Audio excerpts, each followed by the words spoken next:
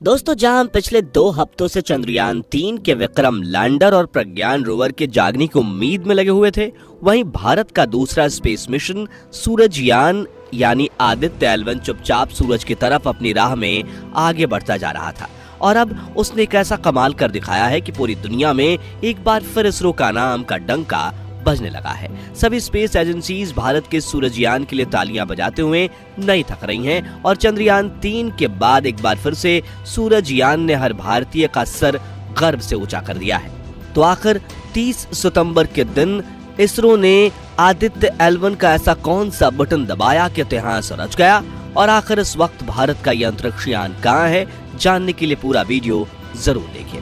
दोस्तों, 2 सितंबर के दिन जहां एक और चंद्रयान 3 का लैंडर और रोवर चंद्रमा पर अपने रिसर्च मिशन में झंडे गाड़ रहे थे, वहीं दूसरी ओर इसरो के वैज्ञानिक अपने सूर्ययान को लॉन्च करने की तैयारी में लगे हुए थे। और देखते ही देखते इसरो के बाहुबली रॉकेट PSLV ने हमारे सूरजयान को लॉन्च करते हुए धरती की निचली कक्षा में ले जाकर स्थापित कर दिया। अब यहाँ से अपने मंजिल तक पहुँचने के लिए आदित्य L1 को बिना रुके थकाने वाले लंबे सफर को तय करना था, जिसमें से पहले तो पृथ्वी के चक्कर लगाते हुए अपनी ऑर्बिट को समय समय पर बड़ा करना था और आखिर में अर्थ के स्फीयर ऑफ इन्फ्लुएंस को छोड़कर पृथ्वी से 15 लाख किलोमीटर दूर लैग्रेंज पॉइंट 1 की तरफ जाने वाला गैलेक्टिक हाईवे पकड़ना था।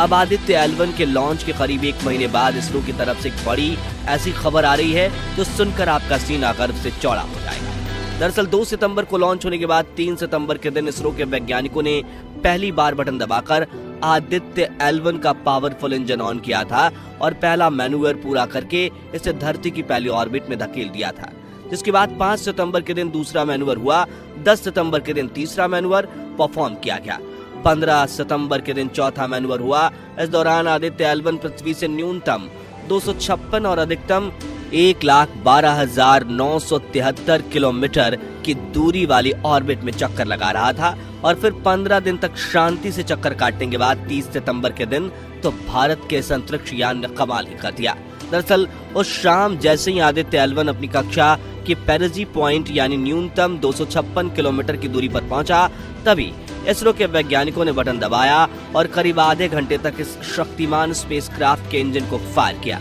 जिससे इसने अर्थ के स्फीयर ऑफ इन्फ्लुएंस को छोड़कर अपने मंजिल यानी लैग्रेंज पॉइंट 1 की तरफ जाने वाला लंबा गैलेक्टिक हाईवे पकड़ लिया।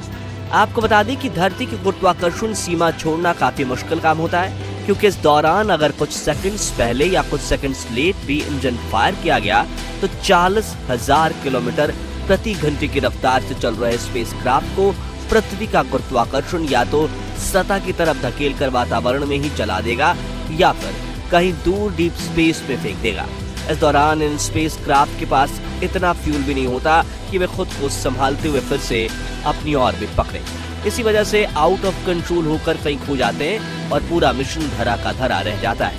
आपको ये जानकर हैरानी होगी कि इस तरह से रोटेशन करते हुए पृथ्वी की सीमा को छोड़ने में पूरी दुनिया में इसरो ही सबसे ज्यादा माहिर स्पेस एजेंसी है, क्योंकि पहले तो इसने अपने मार्स ऑर्बिटर मिशन यानी मंगलयान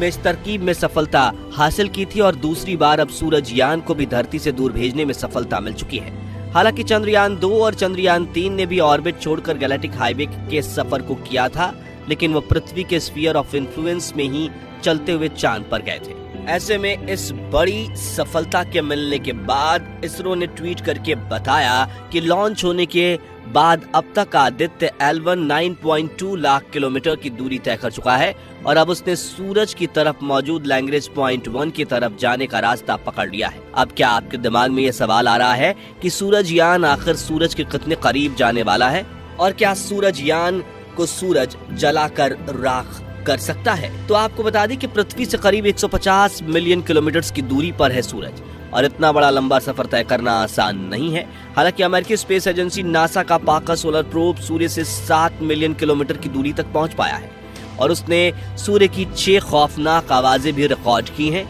जिसे आप डिस्क्रिप्शन में दी गई लिंक से सुन सकते हैं। खैर, भारत की बात करें तो भारत आदित्य L1 को सूर्य के इतना करीब नहीं भेजने वाला है, बल्कि इसरो ने अंतरिक्ष में एक ऐसा पॉइंट ढूंढ निकाला है जिसे हेलो ऑर्बिट में आदित्य L1 अपने अगले कई साल तक बिना फ्यूल के चक्कर काटता रहेगा और 24 घंटे 365 दिन सूर्य की ऑब्जर्वेशन कर पाएगा। जी हाँ, लैग्रेंज पॉइंट 1 नाम की इस जगह पर कोई ग्रहण नहीं लगता, इसलिए इसकी नजर हमेशा सूर्य पर बनी रहेगी। वही ये बिंदु पृथ्वी से और सूर्य के बीच टोटल डिस्टेंस के करीब 1% यानी 1.5 मिलियन किलोमीटर की दूरी पर है। यानी सूरज यान पृथ्वी से 15 लाख किलोमीटर दूर मौजूद लैग्रेंज पॉइंट 1 पर जाने वाला है और यह सफर तय करने में से करीब 4 महीनों का समय लगेगा।